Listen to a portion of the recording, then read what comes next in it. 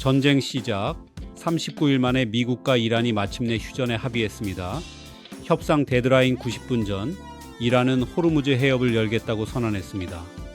그런데 이상합니다. 한 달 넘게 미국과 이스라엘의 폭격을 버텨온 이란이 왜 갑자기 항복 쪽으로 기운 걸까요? 오늘은 그 이유를 속속들이 파헤쳐 보겠습니다. 이란 지도부 내부에서 어떤 일이 벌어졌고 국민과 경제는 어떤 상태였으며 이 휴전이 정말 종전으로 이어질 수 있을지까지 살펴봅니다. 먼저 전쟁으로 이란이 어떻게 무너졌는지부터 짚어보겠습니다. 올해 2월 28일 미국과 이스라엘의 기습 공습으로 인한 최고 지도자 알리 하메네이가 가족과 함께 사망했습니다. 전쟁 첫날 한 나라의 머리가 날아간 겁니다. 하지만 이란은 멈추지 않았습니다. 하메네이의 아들 모주타바 하메네이가 새 최고 지도자로 올라섰고 항전을 선언했습니다. 하지만 버티겠다는 의지와 실제 버틸 수 있는 능력은 전혀 다른 문제였습니다. 39일 동안 이어진 미국과 이스라엘의 폭격은 이란 전역을 휩쓸었습니다. 핵시설, 군사기지는 물론 경제의 심장부까지 하나씩 파괴됐습니다. 여기서 중요한 건 이란 경제 구조입니다. 이란은 수출 수익의 약 70%가 원유와 석유화학 제품에서 나옵니다. 이 돈이 정부 예산의 핵심인데 이번 전쟁에서 두 축 모두 흔들린 겁니다. 석유화학 쪽부터 살펴보겠습니다. 4월 초 이스라엘은 이란 남부 석유화학 단지를 집중 공습했습니다. 마슈아르 석유화학 특구와 아살루의 최대 석유화학 단지가 연이어 폭격당했습니다.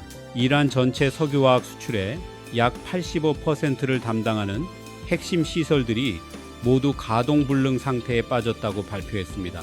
이란 측은 상황을 통제하고 있다고 반박했지만 이스라엘은 수백억 달러 규모의 피해가 불가피하다고 못 박았습니다. 하지만 이란 수출의 더 큰 축인 원유도 위험했습니다. 이란 원유 수출의 약 90%가 페르시아만 북쪽의 하르그 섬을 지나갑니다. 폭격 범위가 넓어지면서 하르그 섬까지 언제 공습이 닥칠지 모르는 상황이었죠. 트럼프 대통령은 경고했습니다. 호르무즈 해협을 열지 않으면 발전소와 다리가 하나도 남지 않을 것이라고 전 국민이 보는 앞에서 나라의 일상이 무너질 수 있다는 협박이나 마찬가지였습니다. 그리고 4월 7일 트럼프의 협박은 현실이 됩니다. 하르그 섬에는 실제로 폭탄이 떨어졌고 원유 시설은 완전히 파괴되진 않았지만 언제든 박살날 수 있다는 공포를 남겼습니다. 동시에 이스라엘은 이란의 다리 8곳을 공습했다고 발표했습니다. 다리가 끊기면 트럭이 움직이지 못하고 식료품과 의약품이 마트와 병원에 들어오지 못합니다. 이날 발생한 사건 중 이란 지도부를 가장 긴장시킨 건 카라지에서의 정전이었습니다. 카라지는 테헤란 인근 도시로 인구 약 200만 명이 살고 있습니다. 공습으로 송전선이 손상되면서 대규모 정전이 발생했고 수백만 명이 전기 없이 하루를 보내야 했습니다. 냉장고가 멈추고 가게 불이 꺼지고 병원 장비까지 영향을 받을 수 있는 상황이었습니다. 송전선 하나만으로도 민간인의 일상이 흔들렸는데 발전소까지 공격당하면 피해는 상상을 초월할 겁니다. 원유 시설이 박살나면 수출의 70%가 끊기고 생활물자 상당 부분을 수입에 의존하는 이란은 외화 부족으로 수입품을 구하지 못하게 됩니다. 기존 물가도 폭등하겠지요. 국민들은 전쟁 전에도 이미 고통받고 있었습니다. 수십 년간 이어진 미국의 경제 제재로 물가는 계속 올랐고 2022년에는 쌀값이 2배, 빵값은 3배까지 폭등해 시위가 벌어지기도 했습니다. 석유화학 공장이 멈추면 단순히 수출만 끊기는 것이 아닙니다. 공장에서 일하던 노동자, 원료를 실어 나르던 트럭 기사, 부품을 다루던 중소기업까지 줄줄이 멈춥니다. 결국 약 9천만 명 국민의 일상이 무너져가는 셈입니다. 하르그 섬 공습, 교량 8곳 파괴, 카라지 정전, 발전소까지 폭격 위협, 이 모든 일이 단 하루 4월 7일에 동시에 벌어졌습니다. 그리고 바로 다음 날 이란은 호르무즈 해협을 개방하며 휴전에 합의했습니다. 왜 그랬을까요? 이유는 미국만이 아니었습니다. 사실 이란 내부 상황이 이미 폭발 직전이었거든요. 사실 전쟁이 시작되기 전부터 이란 내부는 이미 폭발 직전이었습니다. 불과 3달 전인 2026년 1월 이란 남부에서 대규모 반정부 시위가 터졌습니다. 시위의 원인은 경제였습니다. 이란 정부는 최저임금을 20%로 동결하면서 동시에 세금을 62%나 올리는 긴축 재정을 밀어붙였습니다. 쉽게 말해 월급보다 나라에 내는 돈이 훨씬 더 늘어난 셈이죠. 여기에 리알 폭락이 겹쳤습니다. 이란 화폐인 리알의 공식 환율은 1달러에 42,000 리알이었습니다. 하지만 실제로 돈을 바꾸려면 암 시장을 이용해야 했고 거기서는 1달러에 약 142말리아를 내야 했습니다. 공식 환율과 실제 환율의 차이가 약 33배였던 겁니다. 쉽게 말해 정부가 말하는 경제와 국민이 체감하는 경제가 완전히 달랐던 거죠. 이 상황이 의미하는 바는 명확했습니다. 수입품을 사려면 달러가 필요한데 암시장 환율로 달러를 사야 하니 물가가 천정부지로 뛰었습니다. 밀가루, 식용유, 약 같은 생필품이 직격탄을 맞았고 결국 국민들은 거리로 쏟아졌습니다. 시위는 순식간에 전국으로 확산됐고 이란 정부는 잔인하게 진압했습니다. 혁명수비대가 투입돼 이틀 만에 최소 2,000명이 목숨을 잃었습니다. 시위대를 향해 실탄을 발사하며 거리는 피로 물들었습니다. 공식적으로 정부는 이 숫자를 인정하지 않았지만 정보 분석 소식통들은 최소 2,000명 이상이 사망한 것으로 추정했습니다.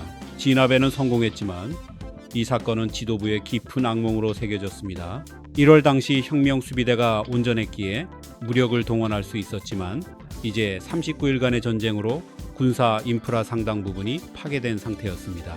이스라엘 발표에 따르면 방공망의 85%, 탄도미사일 발사대의 60%가 이미 부서졌습니다.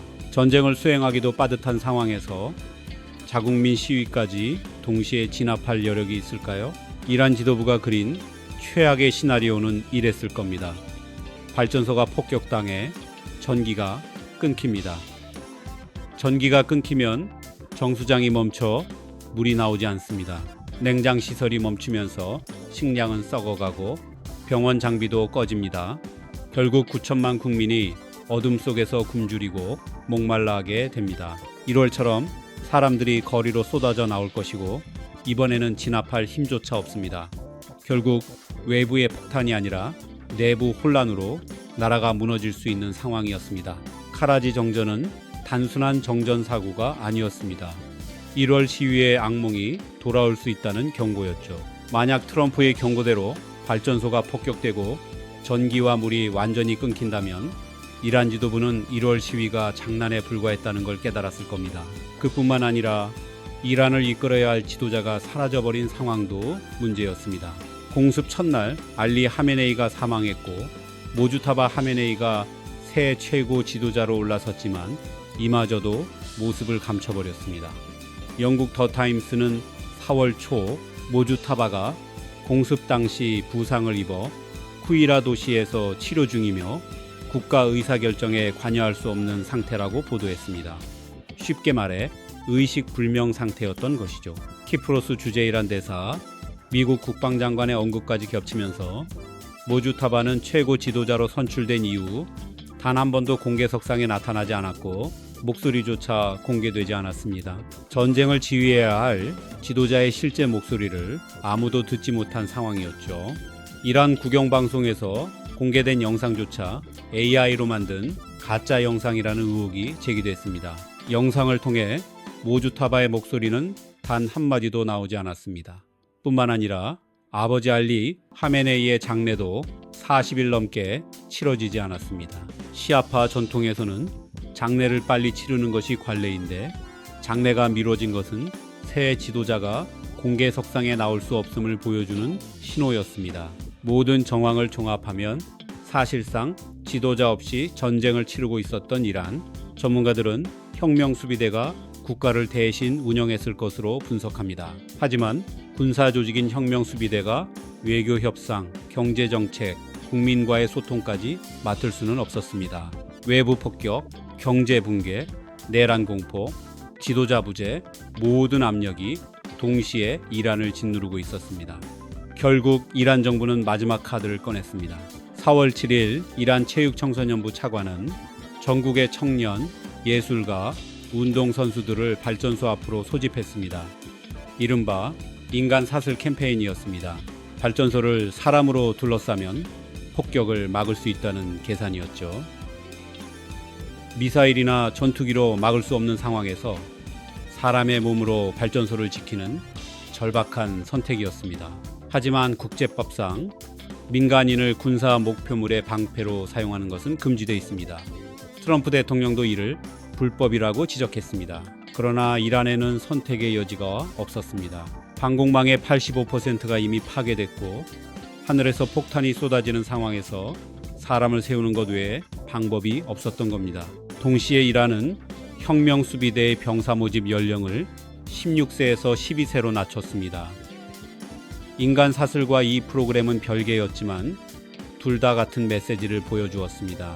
더 이상 사용할 수 있는 군사적 카드가 남지 않았다는 사실이죠.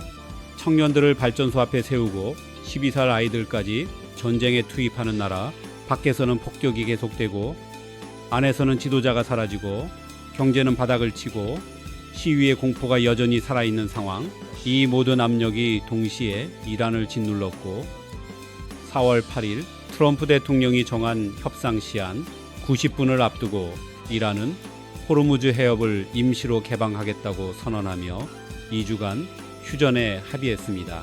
39일 동안 항전을 외치던 이란이 마지막 순간에 꺾인 겁니다. 이유는 단일한 것이 아니었습니다. 경제 붕괴, 인프라 파괴 위협, 내란 공포, 지도자 부재, 모든 요소가 겹쳐 더 이상 버틸 수 없는 지점에 도달한 것이었습니다. 그렇다고 해서 이번 휴전이 곧 종전이라는 의미는 아닙니다. 이란이 제안한 종전 조건에는 호르무즈 해협 통제권 유지, 미군 중동 철수, 경제 제재 전면 해제, 전쟁 피해 배상 등이 포함되어 있습니다. 얼핏 보면 미국이 받아들이기 어려운 조건이지만 트럼프 대통령은 이를 테이블 위에 올려놓을 수 있는 실행 가능한 기반이라고 언급했습니다. 거부가 아니라 협상 가능성을 열어둔 것이죠. 흥미로운 점은 중국의 역할입니다. 2021년 중국과 이란은 25년짜리 전략 협력 협정을 맺었고 규모는 약 560조 원에 달합니다. 이번 전쟁이 지속돼 이란 정권이 무너지면 친미 정권이 들어서 중국의 560조 원짜리 계약이 휴지 조각이 될 수 있습니다. 그래서 중국은 이란 정권이 살아있는 상태로 전쟁이 하루빨리 끝나길 원했고 직접 연락을 통해 미국이 인프라를 공격하면 돌이킬 수 없는 피해가 발생한다고 경고했습니다. 동시에 파키스탄과 함께 중동 평화 5대 이니셔티브를 발표하며 휴전 기반을 마련했습니다. 트럼프 대통령조차 중국이 이란을 협상 테이블로 이끌었다고 인정할 정도였습니다. 이번 전쟁은 우리에게도 영향을 미쳤습니다. 주유소 기름값 급등, 나프타 수급 불안으로 쓰레기 봉투 부족, 코스피 증시 변동성 확대 등 생활과 경제가 흔들렸습니다. 휴전으로 급한 불은 껐지만 중동 화약고가 완전히 사라지지 않는 한 우리의 지갑과 경제는 언제든 다시 흔들릴 수 있습니다.